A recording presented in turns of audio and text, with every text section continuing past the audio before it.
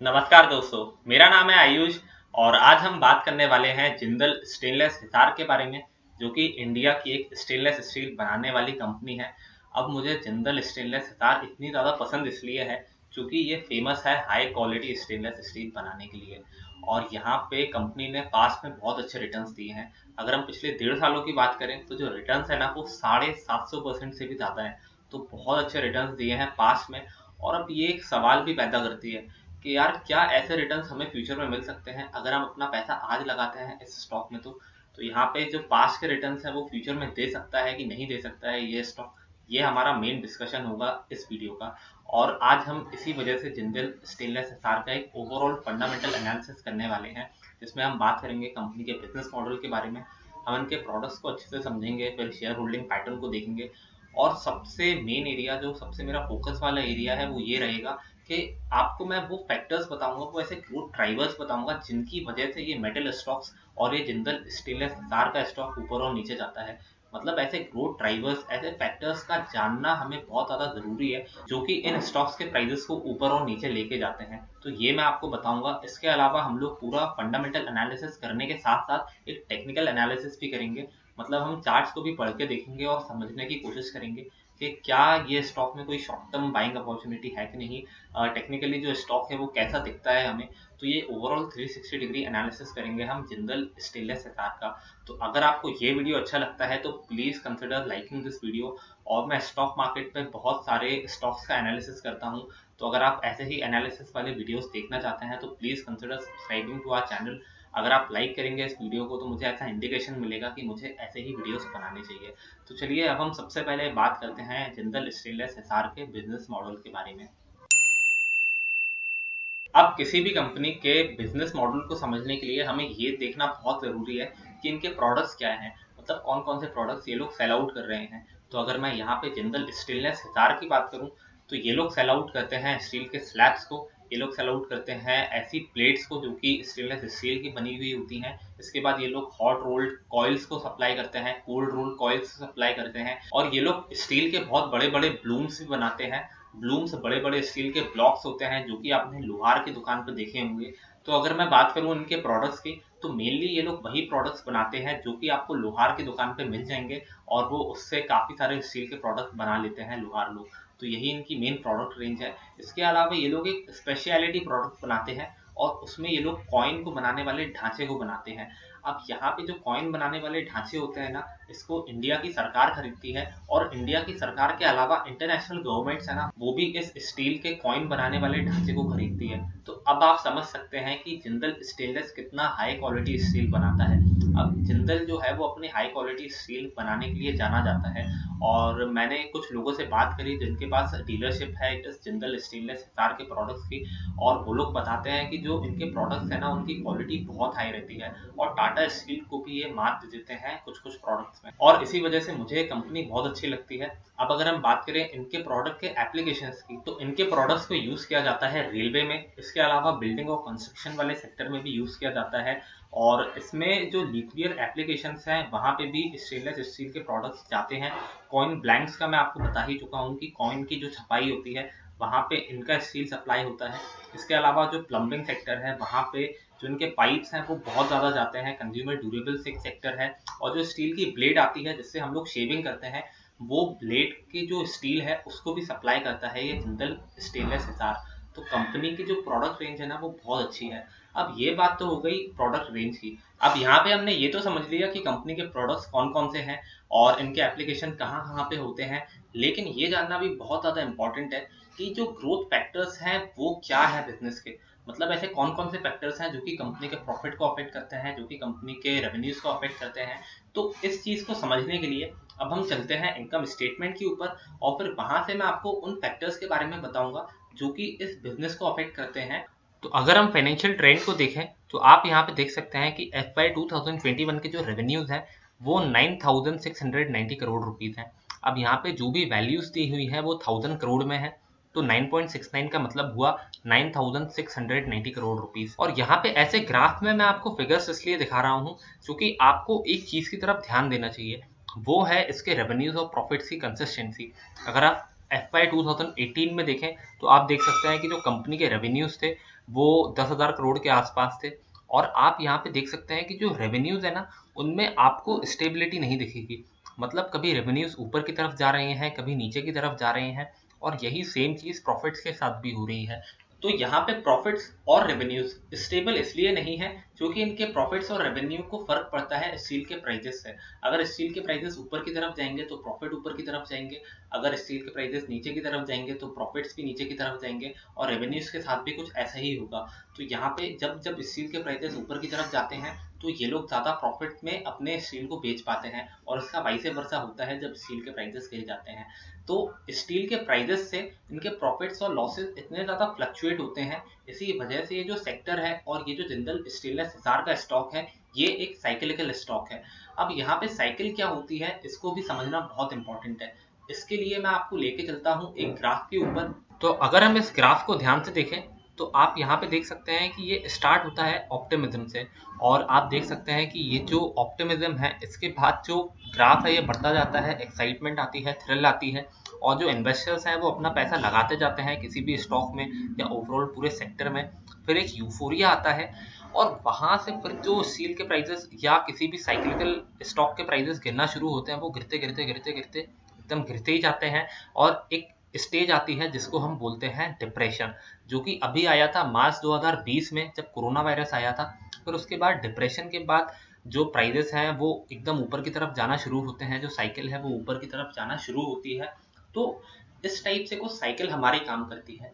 अब हमें ये जानना बहुत इंपॉर्टेंट है कि हम इस साइकिल में कहाँ खड़े हुए हैं, मतलब जो मेटल सेक्टर की साइकिल है ना, वहां पे हम कहाँ पे स्टैंड करते हैं, इसको जानना बहुत ज्यादा इंपॉर्टेंट है। और दोस्तों अगर आपको ये साइकिल समझ में नहीं आई है तो आप मेरा टाटा स्टील वाला वीडियो चेकआउट कर सकते हैं। वहां पे मैंने बहुत अच्छे से समझाया है कि साइकिल क्या होती है और किस टाइप से साइक्लिकल स्टॉक्स में इन्वेस्ट किया जाता है। तो अगर आपको साइकिल वाला कंसेप्ट नहीं आया समझ में तो आप मेरा वो वाला वीडियो चेकआउट करिए, मैं उसका लिंक आपको डिस्क्रिप्शन में डाल दूंगा। अब हम चलते हैं निफ्टी मेटल्स के चार्ट के ऊपर और समझने की कोशिश करते हैं कि अभी तक जो साइकिल है वो किस प्रकार से चली है और अभी हम साइकिल के किस स्टेज पे खड़े हुए हैं। तो यहाँ पे मैंने निफ्टी मेटल का 1 मंथ का चार्ट आपके सामने लगाया है, और आप यहाँ पे देख सकते हैं कि जो निफ्टी मेटल का सेक्टर है ये 2012 से 2020 तक किस टाइप से कंसोलिडेट हो रहा है। अब यहाँ पे 1500 से लेके 4000 की ये जो रेंज है ना, इसमें ही पूरा निफ्टी मेटल का जो सेक्टर है वो 8 साल से कंसोलिडेट होता रहा। अब निफ्टी मेटल के अंदर मेटल कंपनीज हैं लाइक टाटा स्टील है, यहाँ पे हिंदुस्तान कॉपर है, यहाँ पे जिंदल स्टील है, और ऐसे ही मेटल कंपनीज इसके अंदर है। और निफ्टी मेटल के सेक्टर को देख के हमें ये समझ में आता है कि पूरे मेटल सेक्टर ने कैसा परफॉर्म किया है। तो 2012 से लेकर 2020 तक का जो टाइम है वो मेटल सेक्टर के लिए बिल्कुल भी अच्छा नहीं था। ये चीज हम इस ग्राफ को देख के समझ सकते हैं। लेकिन 2020 में जब कोरोना वायरस आया उसके बाद ये जो प्राइजेस है ना एकदम से ऊपर की तरफ जाना शुरू हो गए। जो निफ्टी मेटल का सेक्टर है वो 1500 से जो ऊपर जाना शुरू हुआ वो अभी 5700 पे खड़ा हुआ है। तो यहाँ पे इस ग्राफ को देखकर समझ में आता है कि 3 to 4 टाइम्स ग्रोथ हमें देखने को मिली है निफ्टी मेटल्स के सेक्टर में, वो भी जस्ट 1 से 1.5 साल के अंदर। तो ग्रोथ बहुत ज्यादा जबरदस्त हुई है। तो अब हमने यहाँ पे ये तो समझ लिया कि जो निफ्टी मेटल का सेक्टर है उसने कैसा परफॉर्म किया। इस ग्राफ को देख के आपको ये समझ में आ गया होगा कि अब हम डिप्रेशन वाली स्टेट से बाहर निकल के आ चुके हैं और अभी जो है वो साइकिल ऊपर की तरफ जा रही है। ये चीज आपको मेरे ख्याल से इस ग्राफ को देख के समझ में आई होगी। लेकिन ये जो निफ्टी मेटल का सेक्टर है ये इतना तेजी से ऊपर गया, इसके पीछे भी एक फंडामेंटल फैक्टर है, और वो फंडामेंटल फैक्टर क्या है उसको समझने के लिए अब हम चलते हैं स्टील के चार्ट्स के ऊपर, और स्टील के ग्राफ में वो फंडामेंटल फैक्टर आपको एकदम विजिबल दिखेगा। यहाँ पे आप देख सकते हैं कि जो स्टील के प्राइजेस हैं वो 2012 से 2020 में किस टाइप से गिर रहे हैं।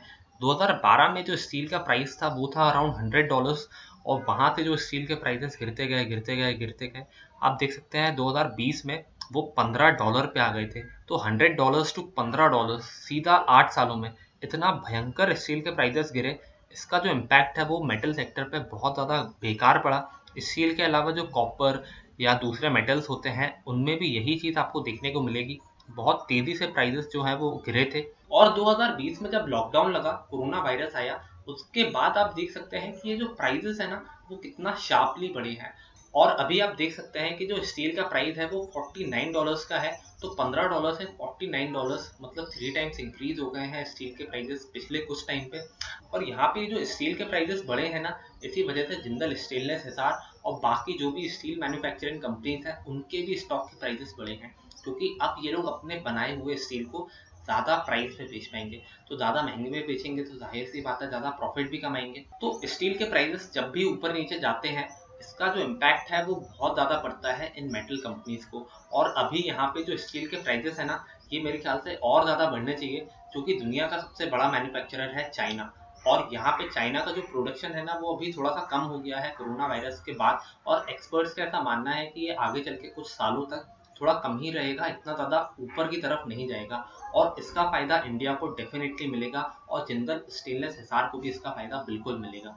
अब अभी तक इस वीडियो में मैंने आपको ये तो समझा दिया कि ये कंपनी कैसे काम करती है, जो प्रॉफिटेबिलिटी वाले फैक्टर्स हैं वो कौन कौन से हैं जिसकी वजह से प्रॉफिट्स ऊपर और नीचे जाते हैं, और यहाँ पे साइक्लिकलिटी वाली चीज़ भी मैंने आपको बता दी। लेकिन अभी हमें ये जानना भी बहुत ज़्यादा ज़रूरी है कि हमें इन साइक्लिकल स्टॉक्स में इन्वेस्ट कैसे करना चाहिए, अपना रिस्क कम से कम रखते हुए। तो अभी वो इन्वेस्टमेंट स्ट्रैटेजी भी मैं आपको लास्ट में बताऊंगा, लेकिन उसके पहले हम बात करते हैं शेयर होल्डिंग पैटर्न के बारे में, क्योंकि शेयर होल्डिंग पैटर्न को देखना बहुत ज़रूरी है इस बिजनेस के अंदर। अगर हम इस शेयर होल्डिंग पैटर्न को ध्यान से देखें तो आप यहाँ पे देख सकते हैं कि जो प्रमोटर्स हैं उनके पास 58% शेयर होल्डिंग है, जिसमें से 50% जो होल्डिंग है ना वो प्लेस्ड है। 50% होल्डिंग प्लेस्ड से मेरा मतलब है कि जो 50% होल्डिंग है ना, ये इन्होंने गिरवी रखी हुई है बैंक्स के पास या फाइनेंशियल इंस्टीट्यूशंस के पास। अब यही एक ऐसी चीज है जो कि मैं आपको हाईलाइट करना चाहता था इस ग्राफ को दिखा के। अब यहाँ पे जो 50% होल्डिंग है ये प्रमोटर्स ने प्लेज इसलिए करके रखी है क्योंकि प्रमोटर्स को पैसा चाहिए अपने बिजनेस को चलाने के लिए। अब हम सभी जानते हैं कि जो स्टील है वो सेक्टर में बहुत ज़्यादा कैपिटल लगता है, बहुत पैसा लगता है इस सेक्टर को चलाने के लिए, इस सेक्टर में बिजनेस को रन करने के लिए।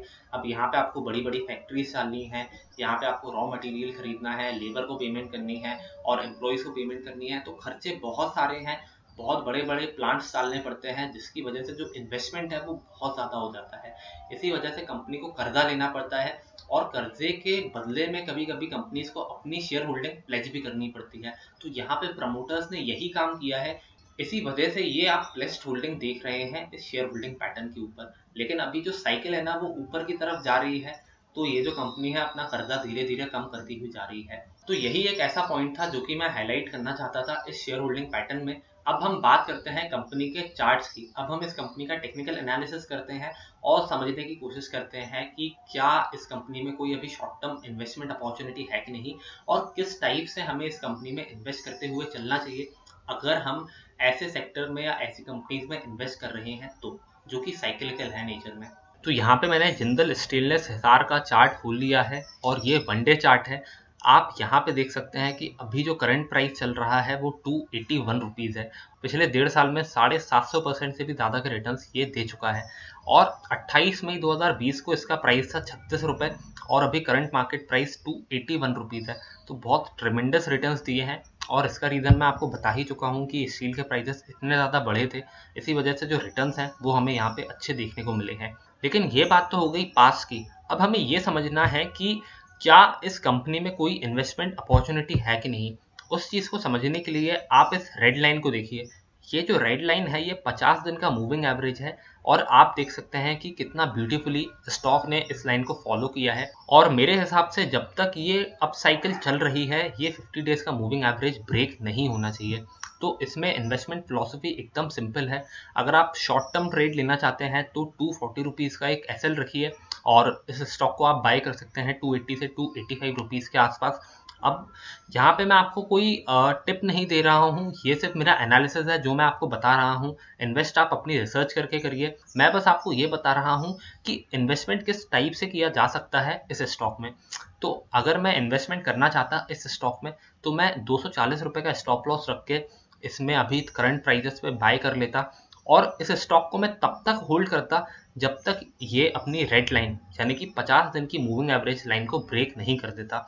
अब यहाँ पे साइकिल ऊपर की तरफ है, तो स्टॉक के ऊपर जाने के जो चांसेस है ना वो भी बहुत ज़्यादा है। तो मैं इसको तब तक होल्ड करूँगा जब तक ये 50 दिन की मूविंग एवरेज की लाइन ब्रेक नहीं कर देता। ये एक बहुत ही सिंपल इन्वेस्टमेंट स्ट्रैटेजी है जो कि मेरे ख्याल से आप यूज़ करके बहुत अच्छा पैसा बना सकते हैं जिंदल स्टेनलेस हिसार के स्टॉक में। तो उम्मीद करता हूँ आपको ये वीडियो अच्छा लगा होगा। अगर आप इस टाइप के ही वीडियोस देखना चाहते हैं तो please like to this video और सब्सक्राइब करिएगा हमारे चैनल को, अगर आप इस टाइप के ही स्टॉक एनालिसिस वाले वीडियोस देखना चाहते हैं तो। Thank you for watching this video, मिलेंगे अगले वीडियो में।